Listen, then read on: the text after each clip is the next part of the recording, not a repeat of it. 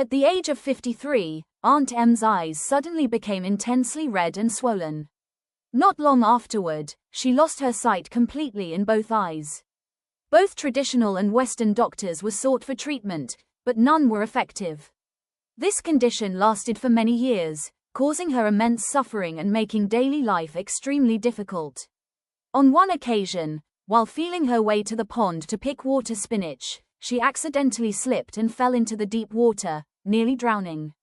Fortunately, a neighbor happened to pass by and quickly rescued her from the accident.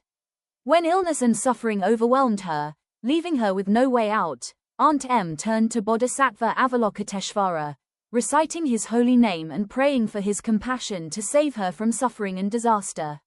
She was further encouraged and guided by Venerable Pt, the abbot of PD Temple in DN City. Aunt M's faith and trust in the spiritual power of Bodhisattva Avalokiteshvara grew stronger. From then on, she devoted herself to chanting the Bodhisattva's name and bowing in worship diligently every morning and evening, earnestly praying for her eyesight to be restored and for her hardships to end. After every session of bowing and reciting Avalokiteshvara's name 108 times, Aunt M would pray before the statue of the Bodhisattva, Namo greatly compassionate and responsive Bodhisattva Avalokiteshvara. She repeated this 21 times and then said, I am ignorant and unwise, unlearned in letters, lacking understanding of the Dharma, burdened with deep karmic obstacles and much suffering. Now my two eyes are blind, my mind is troubled, and living feels no different from death. My heart is restless, and I suffer greatly. I pray that Holy Mother Avalokiteshvara will help me and restore sight to my eyes. I vow that after my eyes are healed, I will devote the rest of my life to serving at the temple, doing virtuous deeds, serving the triple gem, never wasting time, and never creating more bad karma or afflictions. May the Buddhas of the 10 directions illuminate me, and may Bodhisattva Avalokiteshvara bear witness to my sincere vow. Miraculously and wondrously, after nearly 3 months of wholeheartedly chanting, bowing, and praying to Bodhisattva Avalokiteshvara, Aunt M's eyesight was restored exactly as before.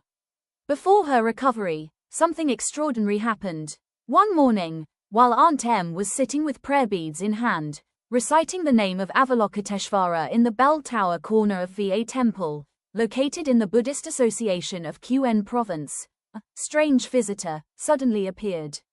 The visitor spoke in a gentle young woman's voice and introduced herself as a disciple of Avalokiteshvara, bringing medicine from the Holy Mother for those with sincere faith and devotion.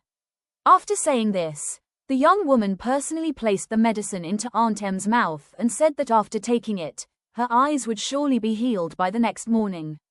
At that moment Aunt M awoke and realized it had all been a dream. This dream occurred before her eyesight was restored. She said the dream was so vivid it felt as real as something happening in broad daylight.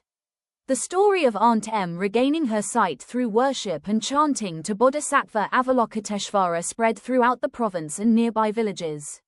Many people who had not yet taken refuge in Buddhism and knew little about the Dharma were inspired to develop faith in Avalokiteshvara and went to obtain statues of the Bodhisattva for worship and veneration. Blind eyes are hard to heal. Eastern and Western medicine could not cure them. Chanting Avalokiteshvara and praying with devotion brings inconceivable spiritual response. Aunt M became a deeply devout and highly active supporter of young monks and nuns who lacked material means for their practice, including myself. From the time Bodhisattva Avalokiteshvara saved her from suffering and awakened her spiritually, Aunt M became a loving mother to many unfortunate orphan children. She spent the rest of her life serving the Dharma and spreading compassion, always with a smile, strong hands, and a heart that was simple, fresh, humble, and kind. She lived to nearly 90 years old before passing away.